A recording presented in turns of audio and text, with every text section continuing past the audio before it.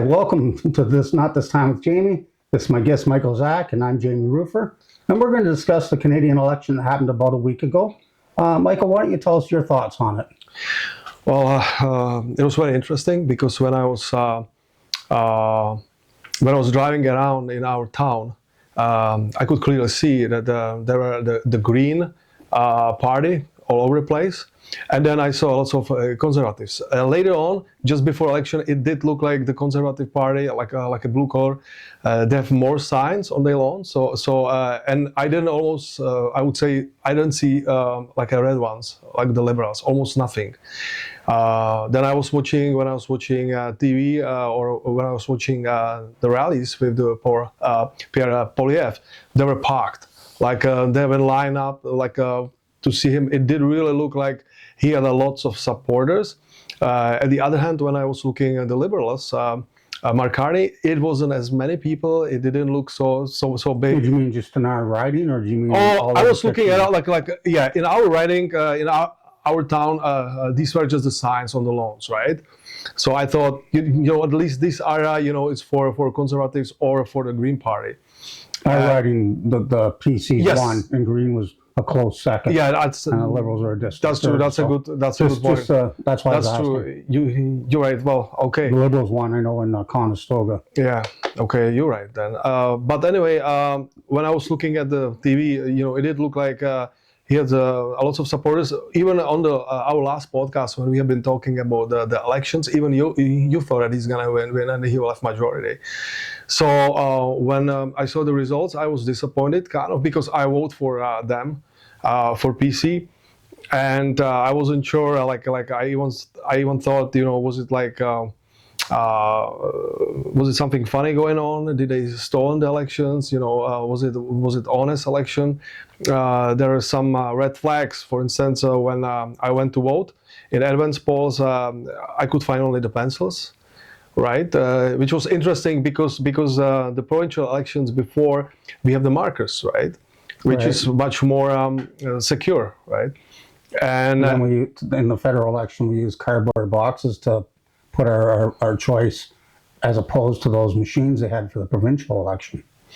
Yes, that's right. And actually, the federal elections before this one, we use pencils as well. That's why I was focusing on that, because I was a little bit irritating, and I thought we shouldn't be using pencils. It's a very important election, so we should use the markers or at least a pen. So when we have these provincial elections, I was really paying attention, and I found a marker, and I thought, we use markers. That's much better. And so I was really wondering, and when I came. And when I saw their pencils, I was disappointed. This is really strange. We should all have markers. We should have pencils, right? Because it's very easy to erase it, right? And then put there whatever you want. And there were another instances, like on the internet, there were some guys, and they caught people, and I think it was the advance polls. And the people from elections, they took the ballot boxes home. They saw them. They've been loading them in the car. And these guys were approached, and they said, well, we're supposed to do that. Make sure it's secure, right? So we'll have it home, and then we'll bring them back. And when you think about it, it's kind of strange. Plus, you believe that the election was rigged? Well, I don't. Well, I'm not sure, but it's possible. Like we have been talking, like in our first podcast about the conspiracy, right? That they are all over us, everywhere. Like you look at the workplaces, you look at in the life, right? People cheat each other, like in a relationship, in the workplace. It's almost everywhere. So why somebody think that there will be force which would try to fix the elections, right? Right. So I'm just thinking it's possible, and there are some really strange things happening. I mean, cheating's only cheating if you get caught. That's what they say. Exactly. Exactly. Myself personally, I don't know if they would bother to fix the election. And my reason is, I believe both the major parties, I mean, anywhere all over the world, but in Canada as well as the U.S., it doesn't matter if you vote blue or red. They're getting their guy. I think Trump might be the exception to that. I'm still on the fence, but I think he could possibly be the exception. But I believe that they don't care which one gets in. They control both parties through their corporate sponsors. So the globalists get what they want no matter what. However, if they did want to choose a guy, I think they choose Mark Carney over Pierre Poilievre simply because Carney's, got the experience of working for the Bank of Canada, the Bank of England. He's more connected, so they might prefer him and might fix the election for that reason. And you know what? Yeah, it's possible. But also, I have to add it that I was watching Rebel News. Maybe you know them. Right. I really like them. They are really Yeah, they're great. they seem to be honest, and they really try to report fairly. They're definitely not biased. I think so. Yeah. And then they went to Vancouver, and they've been asking people after elections what do you think about the elections? And I was really curious. And they stopped quite a few people, and they've been asking them, and all of them were for the Liberals, and they were happy with the results, and they were for Mark Carney. So then I thought, maybe it was fair elections, and people, they just didn't learn the lessons, because clearly Canada is in bad shape, and it's not getting better under the leadership of the Liberals and Justin Trudeau. And Mark Carney is the Liberal at the end of the day, and he is basically like Justin. He's probably even worse because he's more sophisticated. I would say he got more experience. He's expert. Like Justin Trudeau wasn't really expert. He wasn't he's a politician. Drama teacher, right? That's not expertise. And he was behind him, right? He was his advisor. So there is no real change. It's just the personnel, right? And that's what they did. So I'm not sure. I don't understand why would people be so naive, but people are like. Well, people really, the general public doesn't really look into the background of things. They just take what they're told by the CBC or for ABC or NBC or whatever, the major news networks. They just take whatever they tell them. They eat it up like sugar candy, right? So they believe whatever they're told by those people, and they don't look any further than that. So yeah, that's not a knock against all people. I know there's some people that do look into things, but there's not a lot of them. So that's why I'm not really happy. I'm concerned because even though I was looking at the Conservatives, how they have been voting against some laws which Liberals try to propose, and they were really draconian, very bad laws, and most of them usually vote against it, right? Against them. So this was giving me hope that maybe they are not as bad, even though I understand your points, and I'm really skeptical. I am. And I didn't like O'Toole, right? And I'm not a fan of Doug Ford, right? I did like Pierre, the way he was presenting their program, and he was very convincing. And but again, maybe I would be disappointed if he would win, and then he would be doing different things. But definitely, Liberals, I knew for sure this is the wrong direction, which we will go, and we'll. This is part of destruction for this nation, and I'm really I'm worried. I guess people have to try to put more pressure on the government from the bottom. We have to be more active, and they have to feel our pressure, and then maybe if it was fixed and Pierre Poilievre is on the level, why isn't he making some noise? Why isn't he saying something? Good point. That's a good point. And actually, he was approached by some people from news and from not mainstream news, from actual independent media, even one lady from Rebel News, and he didn't want to really even talk to them as much. He was passing by. He didn't really. It was a little bit rude, so I thought why he wouldn't do that, because they were actually in his favor. They kind of support him, and they really promote his party and him. And he was kind of, well, he wasn't as rude as Jasmine Singh from NDP. He was bad to them. He said, "I'm not going to talk to you," and he was proud to say it. And I really respect these guys because they get really harsh treatment from everybody. People are rude to them, politicians, nobody really take them seriously, and they look at them very badly. But they are not giving up, so I really admire them.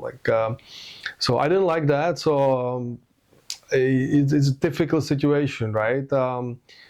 Who to choose, right? If both parties, as you said, are controlled by the same people, then the only way for us is just get knowledge, get educated, wake up, and then just put more pressure on the politicians that they would be forced to change their policies at least a little bit.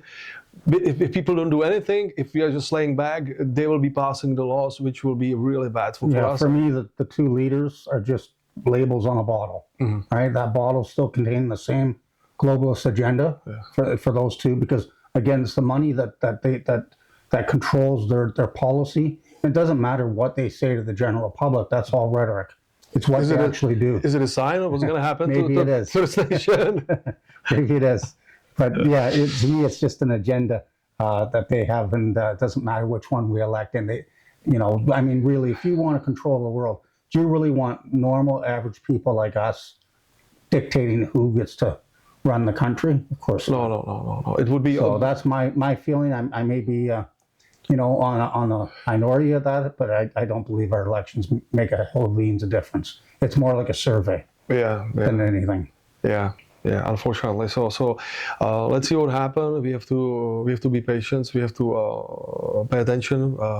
We have to be focused, and we know that Mark Carney, he is the World Economic Forum, right? Absolutely. We have been talking about it before.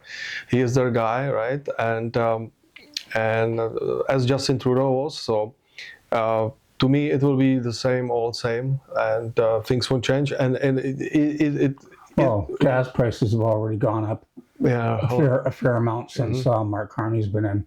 So much for that. Yeah. Now, Alberta. What's the reason? I don't know. I just noticed that since the election, that's gone up about Now that 10 cents. Alberta is freaking out after the elections because they know it's going to be difficult, because they will go after Alberta. They just want to add a net zero. And Danielle Smith, which I do admire her, and I believe she's conservative as well, and she just doesn't want this pressure on Alberta and see what happens, because if they will move away, that will be very interesting, because then the United States it's in the game, and maybe they try to convince them to join the United States. So this is very interesting, strange. It won't be, if it would happen, it won't be as bad as if would Quebec separate, because then we would be we would have a gap, right, between Canada. Well, the right thing now, about that is I don't think they can just up and leave the Confederation. I mean, Quebec wanted to separate all those years ago. It was like 30 years ago. And it didn't happen. They had to have a referendum to see, and it was a narrow win for Canada. So we'll see how that goes. I can understand that they're not happy with the way things are right now. And I mean, the federal government should address that to try and get unity in the country. See what happens. Yeah, I hope it's not going to happen, that they will give them something which would make them happy and at least postpone it. But I really admire Danielle Smith, and again, she's conservative, right? So here we are. So there are some figures, some people which are part of the Conservative Party, and I do kind of like them. And I did like the way they've been voting against some of these laws. So, and for that reason, I choose them, because they have a chance to win. Again, I'm aware of PPC, which I do like too, but unfortunately they are still too small, that's the right? thing. People got scared into voting for either the Liberals or the PCs, and that happened on both sides. So the NDP lost votes, as well as the Quebec Bloc, to the Liberals, and the PCs picked up the PPC and some Green votes and that's where they all went, because PPC, the Green, the Bloc, and NDP all lost a lot of votes. Yeah, I mean, the NDP lost party status. Oh, in that's this election. true. Yeah, that's true. But with the NDP, the Liberals will have a majority, which is kind of a scary thought. It is scary for. So we'll have to see who ends up in the NDP as their new leader, since Singh stepped down. Well, it would be interesting if the leader would be a little bit more reasonable and they wouldn't work with Liberal as much. Maybe they would be forced to have another election. Well, it's good they're for them, because they can use their sway power to get NDP agenda through, right? They're pretty much communists, so Yeah, I know. that's why Canada, I think, has moved more towards communism over the years, is because of the NDP influence. I know. It's crazy. Well, we have to see. We have to hope. Like at least I was happy that at least that they didn't win the majority. So that was good news. Like that's a minority government. But as you said, if NDP support, we're going to cut this now. Yeah. I just want to thank everyone for joining us. Please leave a like and a comment, and also please subscribe. We really would like to have you. Thanks for joining us, and we'll see you next time.